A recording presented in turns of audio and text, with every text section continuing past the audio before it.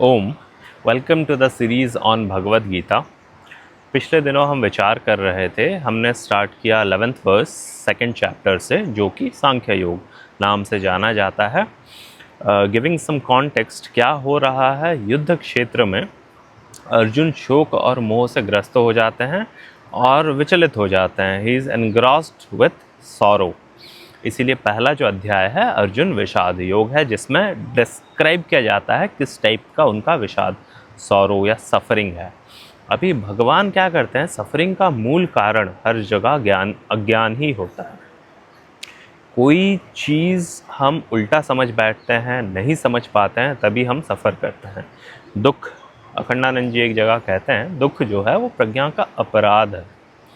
Mistaking knowledge with अज्ञान और ignorance is basically दुख और सफरिंग।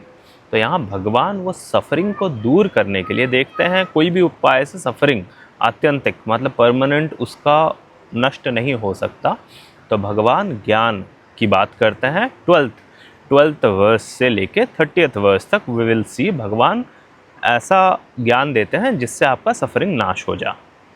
अब हम बोलेंगे कि हम तो अध्ययन किए हैं, हमने सुना है, बट हमारा सफरिंग जाता नहीं है। तो ये शास्त्र कहता है कि हमारा अंतःकरण वो ज्ञान को ग्रहण करने के लिए तैयार नहीं है। अंतःकरण शुद्ध हो तब जाके वो ज्ञान को ग्रहण कर पाएगा।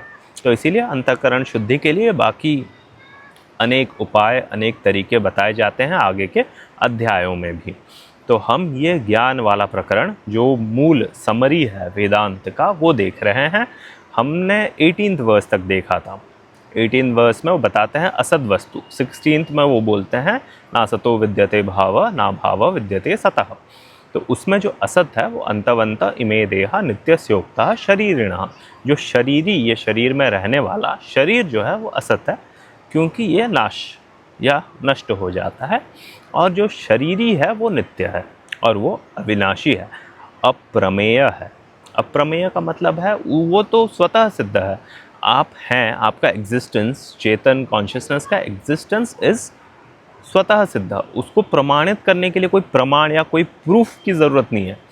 इट्स जस्ट दैट हमारी जो मिसअंडरस्टैंडिंग है कि मैं मनुष्य हूँ, मैं शरीर हूँ, मैं मरने वाला हूँ, ये मिसअंडरस्टैंडिंग केवल हट जाए तो आप क्या हो वो ऑटोमेटिकली सिद्ध है।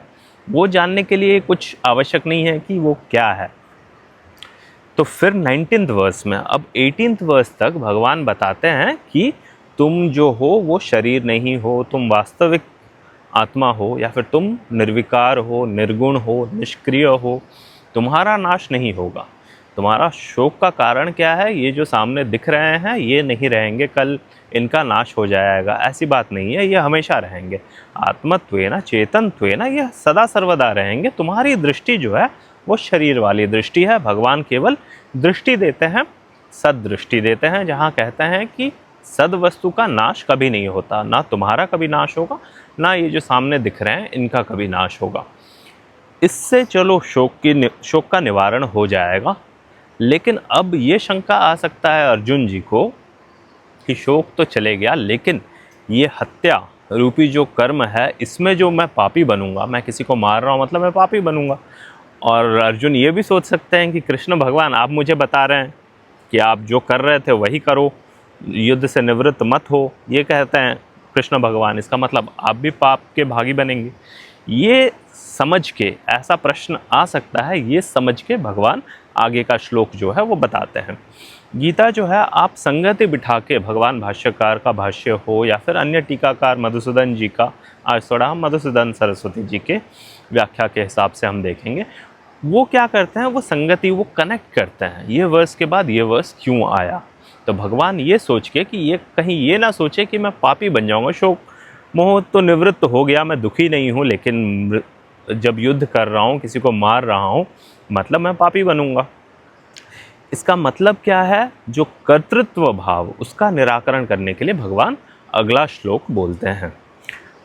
अगला श्लोक गोज लाइक, य एनम वेति हंतारम यश्चैनम मन्यते हतम उभौ तौ न विजानीतो नायम हंति न हन्यते। ये 19वां श्लोक है। उदाहरण के लिए आप ये ले लीजिए कि आप किसी ब्राह्मण है, कोई ज्ञानी है, लेकिन आपका किसी कारण से वो द्वेष आ गया, और द्वेष के चलते अगर अर्जुन जी या कोई भी क्षत्रिय किसी की हत्या करता है तो लगता तो है कि हाँ पाप होगा ही, क्योंकि वो हत्या से शोक तो नहीं होगा क्योंकि you didn't like that person, द्वेष था, लेकिन वो कर्म तो गलत है तो वो पाप होगा ही। तो ये समझाने के लिए भगवान यहाँ कहते हैं, और ये श्रुति का ये करते हैं, श्रुति को लाते हैं यहाँ काठकोपनिषद, कठोपनिषद जिसको कहते हैं, वहाँ से ये 2 वर्स लेके आते हैं। ये वर्स एक, पहले ये वर्स देखते हैं, फिर अगला वर्स देखेंगे। यएनम वेत्ति हंतारम, जो भी सोचता है कि मैं मारने वाला हूँ और जो भी सोचता है कि मैं मरने वाला हूँ, मुझे मारा जा रहा है, ये दोनों ही नहीं जानते हैं कि ये आत्मा ना मारा जा सकता है ना मारने वाला होता है। मृत्यु या फिर मारना जो है, मारने का ना कर्ता बनता है। कोई भी एक्शन देख लीजिए, हम दुख या फिर पाप बोलिए या फिर कर्म में प्रवृत्त बोलिए, हर चीज़ हम क्यों करते हैं? क्योंकि हम ऐदर कर्ता अपने आप को मानते हैं या फिर भोक्ता मानते हैं, कर्म मानते हैं। मतलब मुझे दुख की प्राप्ति हो रही है, या फिर मैं किसी को दुख दे रहा हूँ, देने वाला हूँ, या फिर मैं किसी को मारने वाला हूँ, मैं किसी से मरने वाला हूँ। तो इसका निराकरण करते हैं। इसका निराकरण क्यों करते हैं यहाँ पे? क्योंकि आपको लगता है, अर्जुन ऐसे सोच सकते हैं, शोक तो चले गया लेकिन फिर भी तो मैं करता हूँ, मैं मारने वाला हूँ, तो मुझे इसका फल जो है पाप भोगना पड़ेगा। तो ये जो ज्ञानी पुरुष है, जो अपने आप को आत्मा जानता है, वो अपने आप को कर्ता या भोक्ता नहीं मानता है, तो उसके द्वारा फिर ना कोई कर्म होता है, ना कोई क्रिया होता है, ना उसको कोई फल भोगना पड़ता है। लेकिन ये एक डाउट ये आ सकता है कि फिर तो सब ऐसे सोच के फिर कुछ भी गलत काम कर सकते हैं। ऐसी बात नहीं है, ये ज्ञानी पुरुष का लक्षण है। ज्ञान हो जाए, जो आत्मा को जानता है। अभी आप करता ही नहीं हैं, अभी कोई आत्मस्थिति में है, तो वो कोई यूं ही क्यों मारने जाएगा किसी को? फिर आगे भी इसका चर्चा आएगा 18 चैप्टर में, अर्थवाद कहते हैं वो बताने के लिए, वो कॉन्टेक्स्ट, वो टॉपिक अलग से हम डिस्कस करेंगे। तो कर्ता और कर्म ये दोनों ही नहीं होता। अब फिर ये क्यों नहीं होता, ये अगले वर्स में बताते हैं, वो भी कठोपनिषद का वर्स है। और यहाँ पे एक और चीज़ सोचिए कि जो सोचता है कि मैं मारने वाला हूँ, वो अतिशूर होता है, मतलब वो बहुत ज़्यादा पावरफुल, बलवान होता है। और जो सोचता है कि मैं मर रहा हूँ, वो थोड़ा कमज़ोर होता है। जगत में भी यही होता है, हम अहंकार दोनों चीज़ को लेके करते हैं कि मैं बहुत पावरफुल हूँ, आई कैन डू एवरीथिंग, ये कर्तृत्व अहंकार है। और दूसरा है, मुझे ही सारे तकलीफ़ों को भोगना पड़ रहा है, सब कुछ मुझे क्यों दे रहे हैं भगवान, वहाँ पे मैं दुर्बल हूँ। ये दोनों अभिमान जो है आप में नहीं है, या आप अपने शरीर या परिस्थिति को सोच के लेके ऐसा मान बैठते हो, वास्तविकता नहीं। अब 20th वर्स, ये काफ़ी पॉपुलर वर्स है एंड काफ़ी अच्छी वर्स है। ये भी कठोपनिषद का है, थोड़ा मॉडिफाई करके, क्योंकि ये स्मृति है और वो श्रुति है, थोड़ा मॉडिफाई करके भगवान बोलते हैं। यहाँ बोलते हैं, न जायते म्रियते वा कदाचित नायं भूत्वा भविता वा न भूयः अजो नित्य शाश्वतोऽयं पुराण न हन्यते हन्यमाने शरीरे। अब पहले जो बताए कि य एनम वेत्ति, कोई अपने आप को मारने वाला सोचता है, कोई अपने आप को मैं मर रहा हूँ सोचता है, तो ये दोनों ही गलत जानते हैं। क्यों गलत जानते हैं? क्योंकि वास्तविक जो हैं हम, जो चेतन है, जो आत्मा है, वो कभी भी जन्म नहीं लेता, न जायते, जन्म नहीं लेता, न म्रियते, कभी भी ना मरता है ना जन्म लेता है। अब ये क्यों, फिर आएगा सवाल, क्यों ये जन्म लेता नहीं है, क्यों ये मरता नहीं है? फिर सेकंड वर्स में बोलते हैं, second line, second part of the first verse में, नायम भूत्वा भविता वा न भूयः, मतलब ना अयम भूत्वा भविता, मतलब ये पहले था और अभी नहीं है, ऐसा नहीं है। और ऐसा भी नहीं है कि ये अभी है और बाद में नहीं रहेगा। जन्म का मतलब क्या है? जो पहले नहीं था और अभी है, वो जन्म कहलाता है। तो यहाँ कह देते हैं नायम भूत्वा भविता, मतलब जो पहले नहीं था, ना भूत्वा मतलब पहले नहीं था और अभी है, ये हो गया जन्म। और दूसरा भूत्वा न अयम भविता, मतलब पहले होके फिर नाश को प्राप्त करता है, ये मृत्यु है। ये दोनों ही आत्मा में नहीं है। आत्मा हमेशा रहता है। आत्मा का कभी ऐसा नहीं होता है कि आत्मा पहले नहीं था अभी हो गया। इस पर हमने विचार किया, इसीलिए सद्वस्तु है। ये कभी भी बाधित नहीं होता, हमेशा रहता है। कभी ऐसा नहीं होता है कि पहले नहीं था फिर ये आ गया, फिर अभी है, फिर बाद में नहीं रहेगा। ऐसा नहीं होता, ये हमेशा रहता है। तो जन्म मृत्यु दोनों ही नहीं है। यहाँ पे षड विकार का एक कॉन्सेप्ट है जिसको मानते हैं शास्त्र में, बहुत से जगहों पे बोलते हैं। ये जो शरीर है 6 विकारों से ग्रस्त होता है। जायते, पहले तो इसका जन्म होता है। कोई भी मॉडिफिकेशन जो होता है, मॉडिफिकेशन किस टाइप का होता है? विकार। विकार मतलब मॉडिफिकेशन। तो वो विकार कैसा होता है? आप पहले जन्म लेते हो, पहले नहीं था फिर आ गया, फिर अस्थि, फिर स्थिति को प्राप्त करते हो, जन्म लेने के बाद रहता है, एग्जिस्ट करता है। फिर वर्धते, फिर ग्रोथ, वर्धते मतलब बड़ा होता है। फिर विपरिणामते, फिर बड़ा होने का जो डायरेक्शन है, इट्स ग्रोइंग, वो डायरेक्शन चेंज होता है। फिर अपक्षीयते मतलब बड़ा होना बंद होके it changes its direction towards decaying. फिर अपक्षीयते, फिर घटता है धीरे धीरे। फिर विनश्यति। ये 6 विकारों से ग्रस्त होता है ये शरीर या फिर दृश्यमान जगत में प्रत्येक वस्तु। तो इसका निराकरण कर रहे हैं भगवान यहाँ पे। न जायते म्रियते से ये हो जाता है जिसका जन्म नहीं है, जिसका मृत्यु नहीं है, मतलब ये 6 के 6 विकार ही उसमें नहीं है। ये क्लियर हो जाता है क्योंकि शरीर में 6 विकार है, इसीलिए शरीर जो है मृत्युशाली है, शरीर नाशवान है। लेकिन मैं जो आत्मा हूँ, जो चेतन तत्व हूँ, उसमें ये 6 विकार नहीं है। फिर नायम भूत्वा भवितावान भूयः अजो नित्यः शाश्वतोयम पुराणः। ये कहते हैं षड विकार में से पहले तो जायते म्रियते से सबका निराकरण कर देते हैं, लेकिन फिर बताते हैं, बीच के 4 को भी थोड़ा बताते हैं।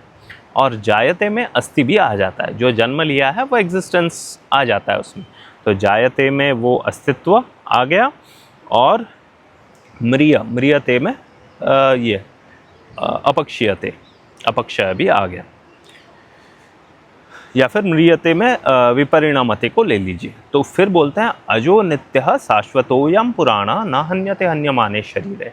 क्यों? शरीर का तो नाश होता हुआ दिख रहा है, लेकिन ये नाश होगा क्यों? नहीं होगा, क्योंकि ये अज है, नित्य है।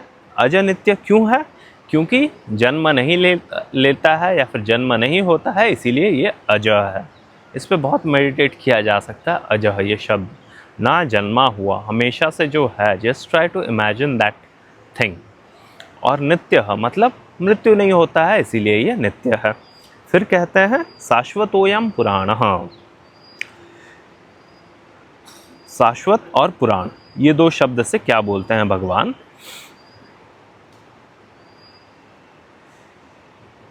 शाश्वतः, शाश्वतः मतलब जिसका अपक्षय नहीं होता। शाश्वतः मतलब जो हमेशा रहता है। अपक्षय मतलब जिसका नाश होते जाता है, जो वृद्धि को प्राप्त करता है, जो बढ़ता है फिर वो घटने लगता है। जो शाश्वत है उसमें ना बढ़ोतरी होती है ना घटौती होती है, इसीलिए शाश्वत कहते हैं। अपक्षय नहीं होता। और पुराण, पुराण शब्द का अर्थ है पुरा अपि नवा, मतलब जो पुराना होते हुए भी नया है। इसका मतलब क्या हुआ? पुराना का मतलब जनरली हम क्या समझते हैं? पुराना क्या हो गया? जिसमें कुछ कुछ विकार आ गए, कुछ नष्ट को प्राप्त कर लिया, इसीलिए उसे कहते हैं हम पुराना हो गया। नव का मतलब एक रूपी ही है, नया की नया ही है। पुराना होते हुए भी नया का नया है, मतलब उसमें फिर कुछ बदलाव नहीं आया, ऐसा एक रूप रहना, इसीलिए पुराण कहते हैं। पुराना होते हुए भी नया है, पुराना होते हुए भी नया है मतलब उसमें कुछ घटौती नहीं हुई, कुछ वृद्धि नहीं हुई। शाश्वतो पुराणा, तो अगर बढ़ता, अगर पुराना है उसमें कुछ वृद्धि होती तो वो फिर नया नहीं रहता ना, वो पुराना हो जाता।